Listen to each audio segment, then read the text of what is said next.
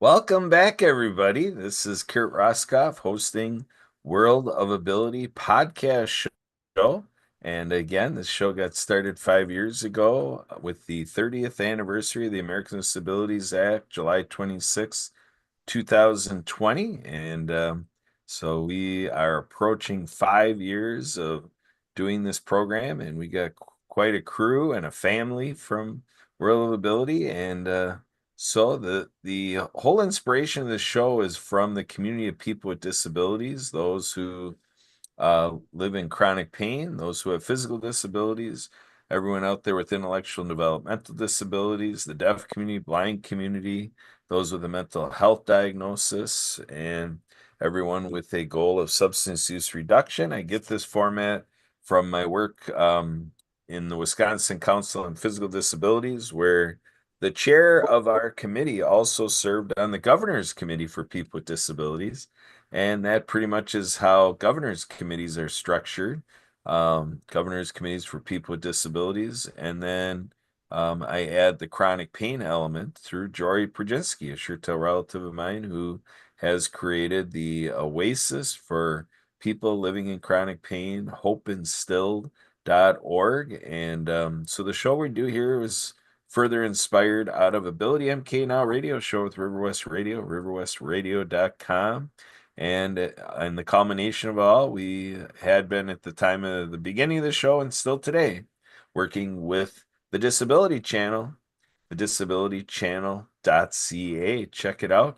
We got big plans for a telethon on June 7th. That'll be noon to 8 Eastern on Saturday, June 7th. So it'll be a different day than ever before for World of Ability because we'll be putting right through this Showtime broadcast for fundraising for Veterans First Initiative in cooperation with People for a New America, the Disability Channel, Project iHeart, projectiheart.org, and many other collaborating organizations. So, with the family here at World of Ability, one of our friends here, I call her our color commentator. So she just told me leading up to today's show that she wants to talk about something she's very passionate about. So we're gonna come right in with passion, maybe like we've never seen before, out of Barbara Weinstein of Florida. And she was talking about how she was in the ocean today and living the life and really saying in April it's really nice in Florida. So happy great day, happy amazing day in paradise down there, Barbara. How's it going? Oh yeah, it definitely does feel like paradise, but it's not just having the ocean. It's also, having the good friend that to sing with you. We'll be singing, "We are the women who love to swim. We are the women of," and then we'll take turns saying a word like joy, joy. We are the women who love to swim. We are the women of laughter. Laughter, yeah, and yeah, and that's what makes, I think, everything so special, is having those friends and all the studies that they've done on longevity. That definitely seems the key, having people that you trust and they trust you and you can laugh together. Oh, keep going, Barbara. That was just an AI tool, so keep going. Uh, okay, yeah, what I want to talk about though, and then I promised a long time ago, I would care about this issue, is people that have a problem with obesity. Because I had one gentleman whose wife died of obesity. She was an American Indian, and he said, there's all kinds of places for especially men to go if they have drug problems or drinking problems, where they can go and they can, have support, and there's like money put into it. But people with the problem of obesity, and I had a close family member die that way. And she was family through adoption, but I was got to be there. I got to know her, and I got to see how that is such a terrible, terrible way for anyone to die. Like, she couldn't walk for 7 years before she died. She couldn't get out of her room. The time that they finally got people from in the medical facility, the emergency, to get her out and get her to a hospital. They did not have the tools they needed to lift her. They didn't, she couldn't go in an ambulance. They got like a flat bed truck. They had to get special people. One of these scenes that people don't want to know, don't want to talk about because, it's too horrible when she no longer could stay in a bed. She was going to try to walk, and the bed broke, and she falls, and she's, on a rug. And because nobody can help her leave the room, and I better say, this like isn't for the squeamish at all, but it's the reality that she's actually urinating and defecating where she is. And what happens is, as her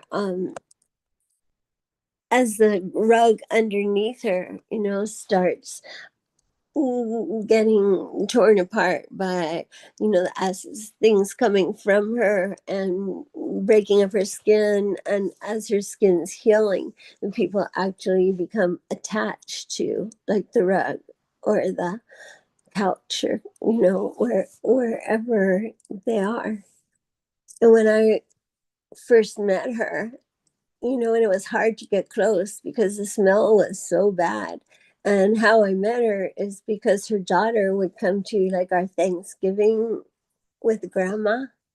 And when I asked about where's her mom, I watched people just didn't want to talk. The silence in the room was deafening. And so I decided, I was going to go meet the mother and find out what was wrong. And it was hard to get to the room she was in because of the smell, and to see somebody where her body's no longer really in human form. It had gotten so distorted. And trying to help, and she's trying to take care of her child. She was scared to ask for help because she was sure her daughter would get into the foster care, which she had come from, and she knew, you know was tragic in the way she knew it. And she's trying to support her daughter with money she could make over the telephone, reading cards, or, being any of these numbers that people call. But they had their water turned off. And at the time, I didn't have the money to turn back on their water, but I was able to buy like 30 gallons of water. And it was so terrible, and people didn't want to talk about it. People didn't want to know. And before Vicky's mom died, she would tell her daughter, like, eat something, you got to eat, right? Which is just total insanity. And I'm trying to get her help, and I'm trying to call Oprah Winfrey, and I'm trying to call Richard Simmons. And who did respond, who did pick up, was Dick Gregory's people. And they were saying that she needed to just start drinking reverse osmosis water for some reason. And you know she knew that it was too late for her, as I was trying to find her help. And she was poisoned by her body, but had lived in this state for such a long time. And the relationship she and her daughter had, the communication, I thought, was exceptional. There was a lot of love there. But towards the end, as she was being more hysterical, and her daughter called me when the mom did die, and I watched, how the system handled, asking me, did I want to take her daughter home with me. And the father, who hadn't had anything really to do with this girl, uh, came from a totally, different culture, but some of his family uh, took her. And luckily, she found she had a brother and sister in New York, and they helped her go to college, and which is something I couldn't do. And I say too much, but I'm saying all this because there are five people in my life right now I'm watching like heading in that direction.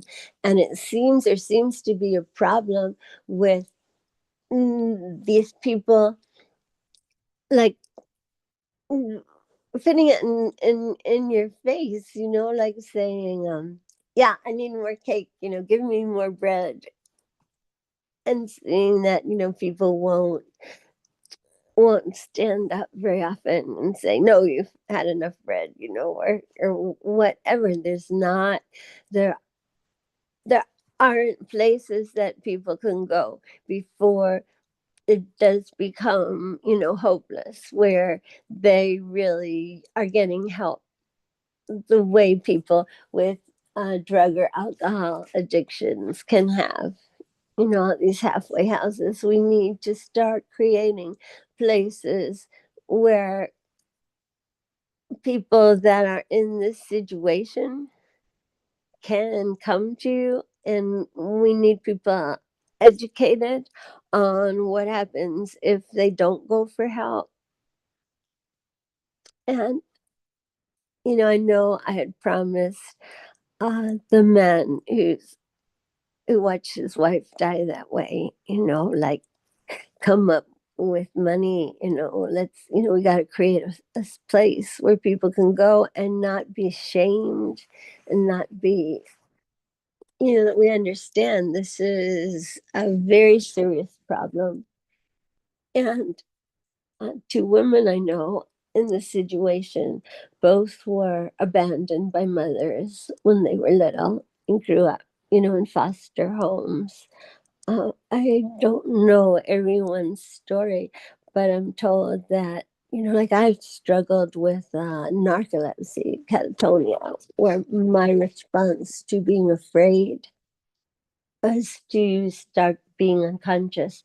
But it hurts people. And this one person that I talk to as I'm trying to find help for people like this is saying that more than a food issue, if you can find the trigger, if you can find what has made it so these people they have to keep people at a distance with this weight, then the pounds start coming off.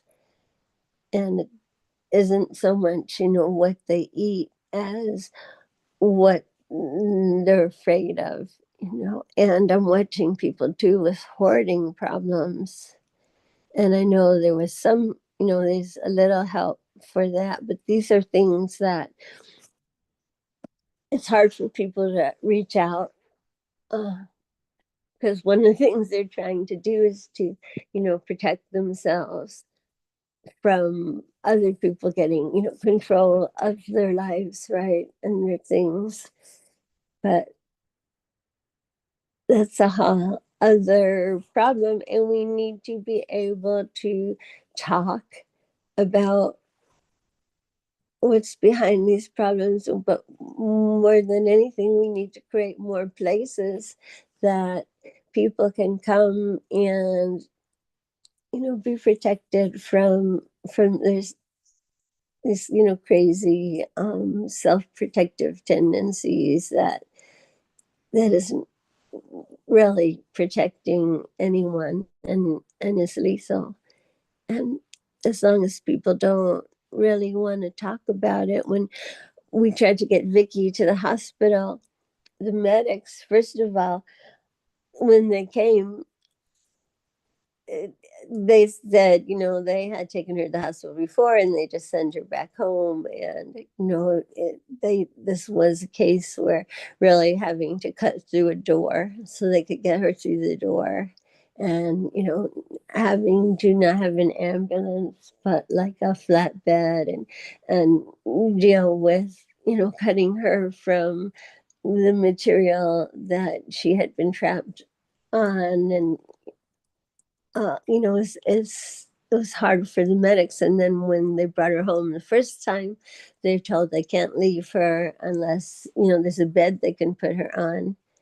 And they put her on her daughter's bed, which breaks. They put her home with the lift thing that there's no way that she could use by herself.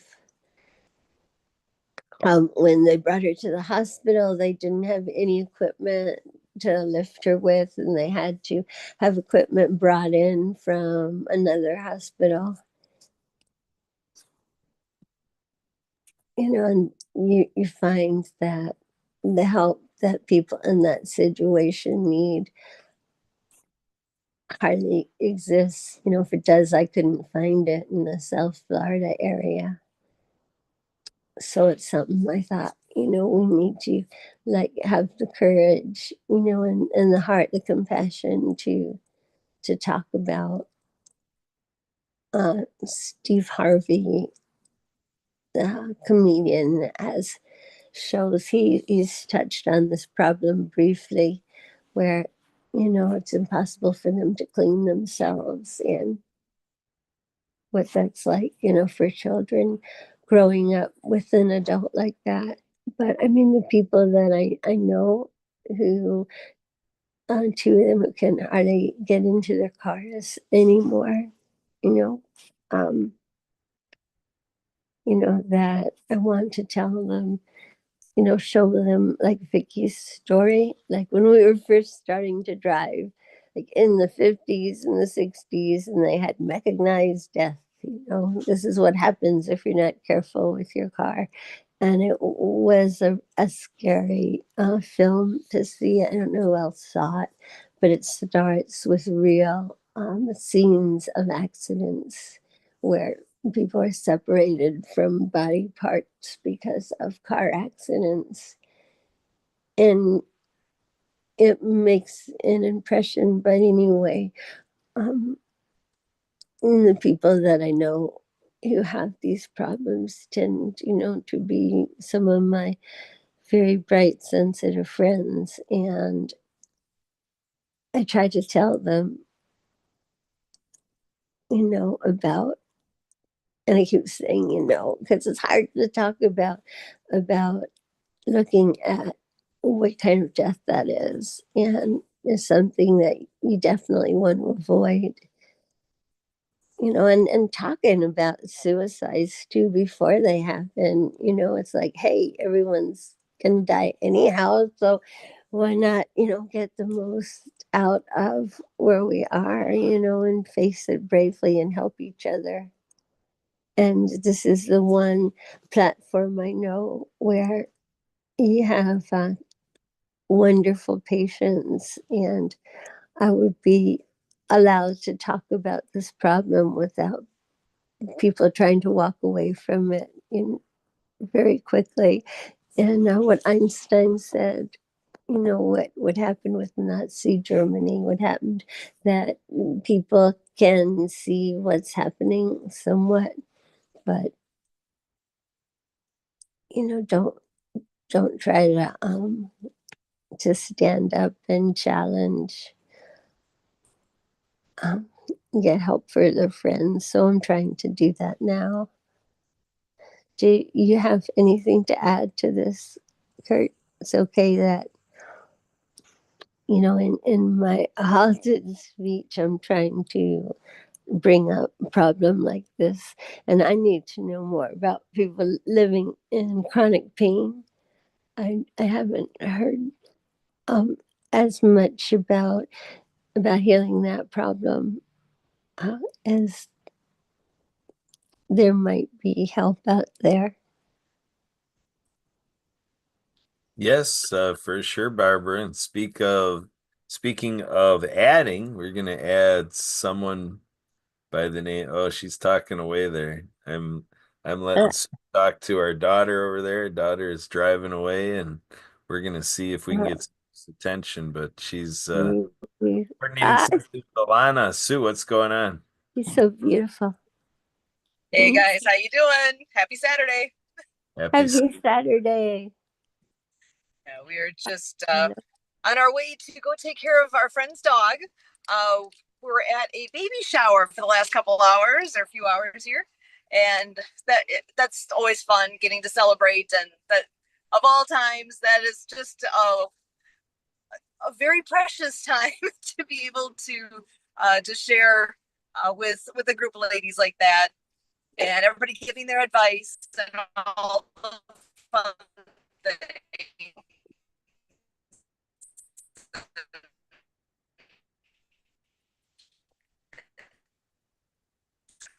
But this particular shower, I thought it was such a cute idea that instead of giving a card, so they've got a massive variety. It was so sweet, and one thing after the next of oh, so it was a very fun time, and we found out. So we have two show directors last year.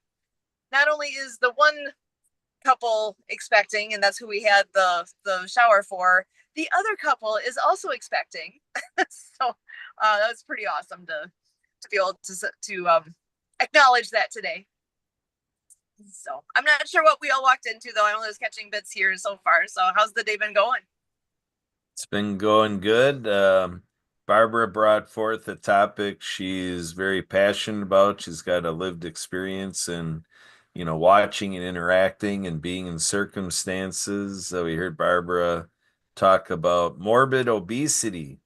So Ah, basically, there's someone who's deceased from the lurches of obesity, and then a child involved. And Barbara was asked to consider taking the child, into her custody. But um, if I followed it right, it sounds like a brother, ended up taking in the child and helping the child, take on further education and so on and so forth. But, we're kind of coming into this obesity issue that Barbara was talking about, being at a, you know, an amount of weight and having a body figure where, having difficulty getting in to drive a car, like what Lana's doing there. So, so we're kind of talking about support for that and, being organized with community and so forth. Here looks like Sue is trying to help what's going on with navigating there. Um, but Barbara, this is very instructive because we're bringing out a lot of human interest, in the guise of, obesity. And at the same time, it's something I'm going to say, like, I've had heart issues.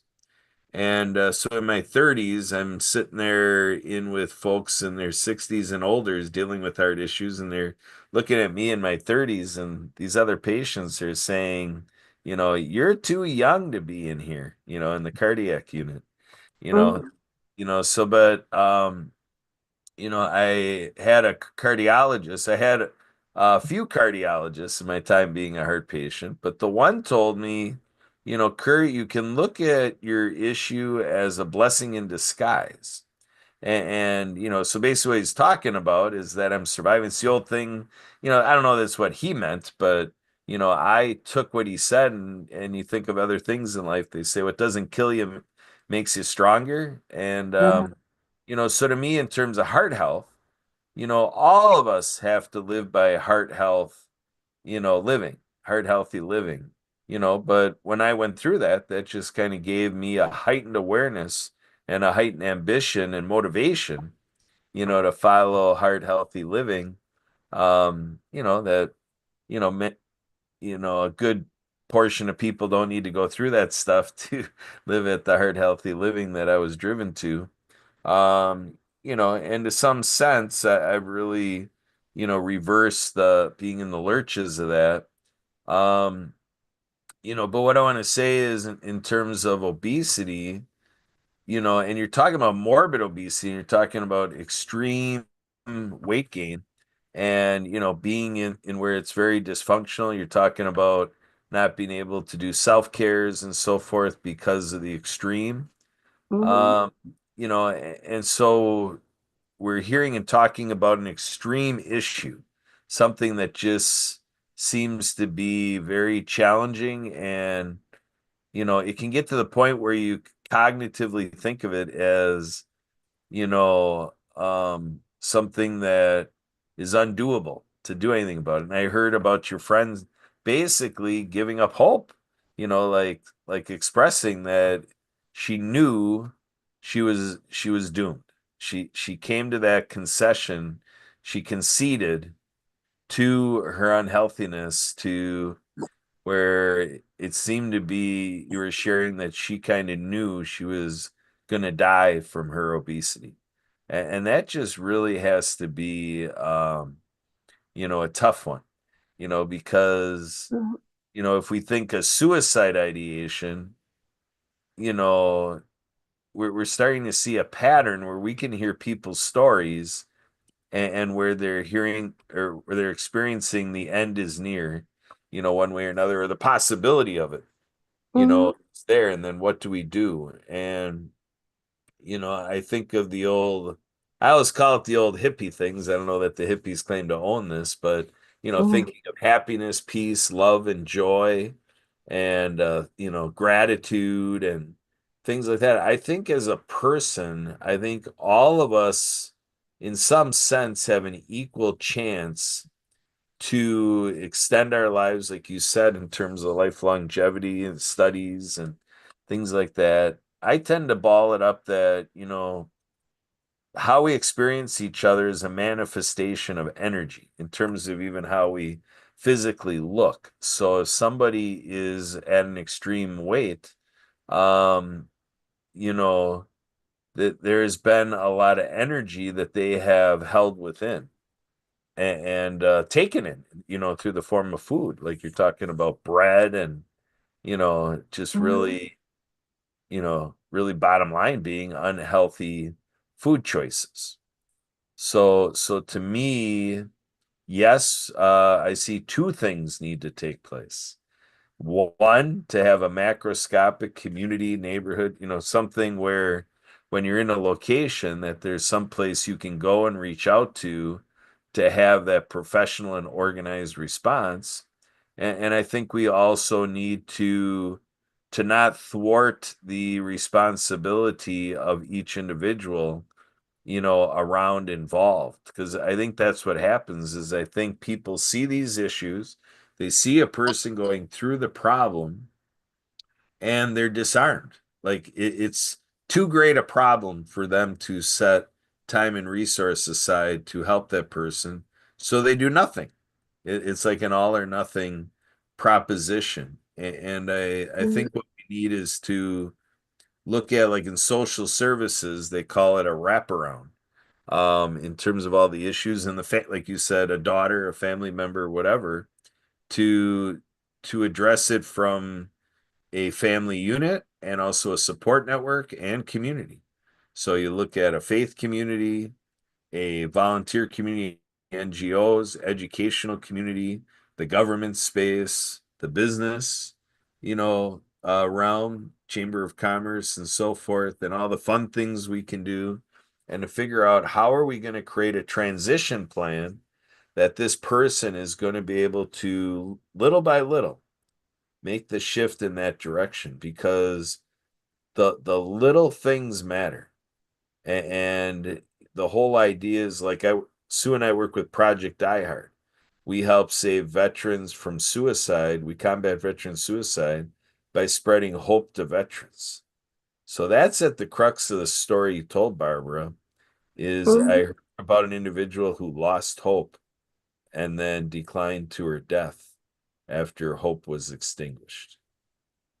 So Sue, what do you think about this?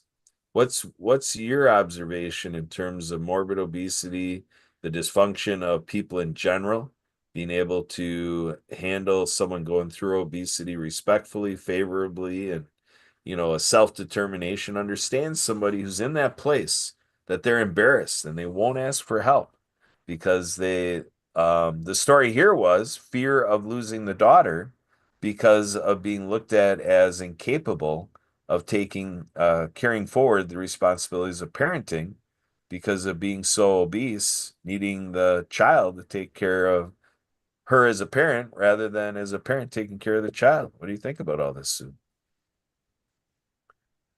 And That's a tough one, right? There's a lot of layers to that. And I think I would hope if the parent is in a position where they are interested, wanting to do the right thing and needs help, as a society, isn't that what we're here for? That we should be able to help one another and make that happen for them, and meet them where they are. I can't imagine being in that type of position. Just it's a tough one because I don't know how a person gets to that point. I'm not familiar. I don't know, and there's a lot that goes into that. Then that being it is a body image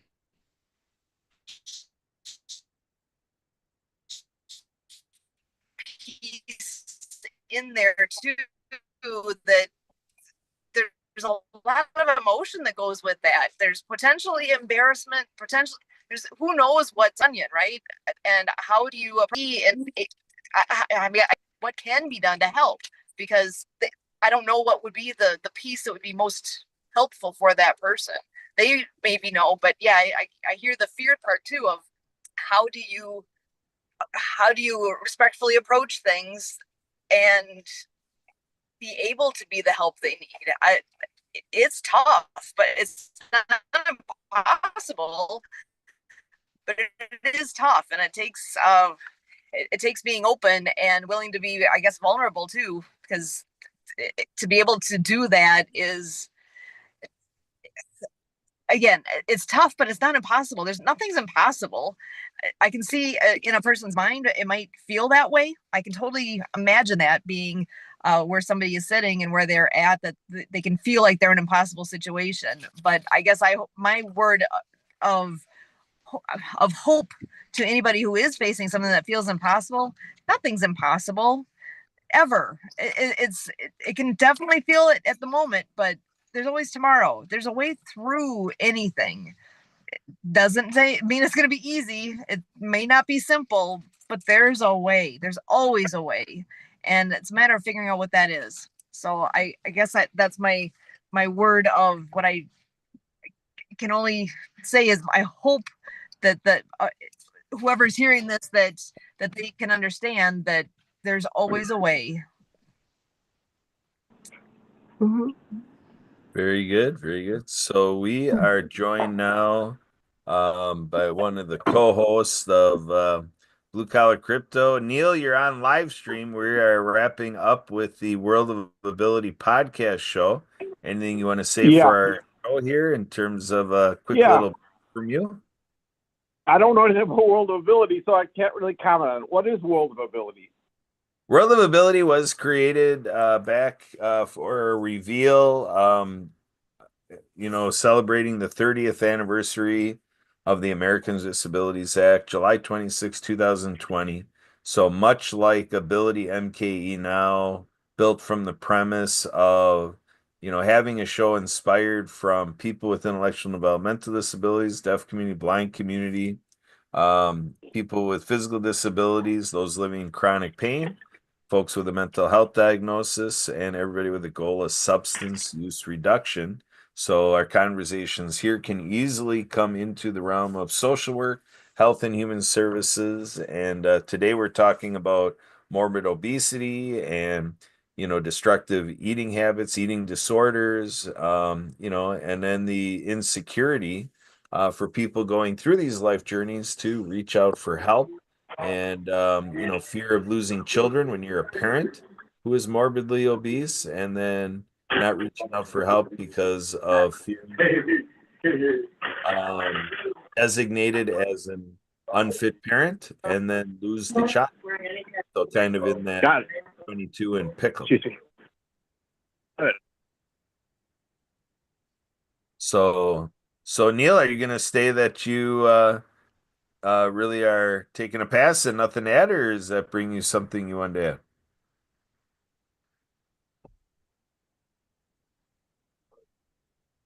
All right, folks, it seems like Neil is taking care of other things, so we are going to take that as the wrap up here. Again, I'm Kurt Roskoff with co-host Sue and our panelist here and color commentator Barbara Weinstein and co-host of Blue Collar Crypto Show, which takes place every Sunday, 4 p.m. and 5:30 p.m. Central every Sunday. And we are in the works with Bravehearts TV and possibly going to start talking with on the Mark TV and another friend out of Phoenix, Arizona, and all of these things coming to us through a telethon that'll take place on June 7th, and that'll be 11 to 7 Central Time on Saturday, June 7th. So, with that, we'll look forward to seeing you next time at the World of Ability and our other shows like Blue Collar Crypto, because I tell people we are podcasting all week long and twice.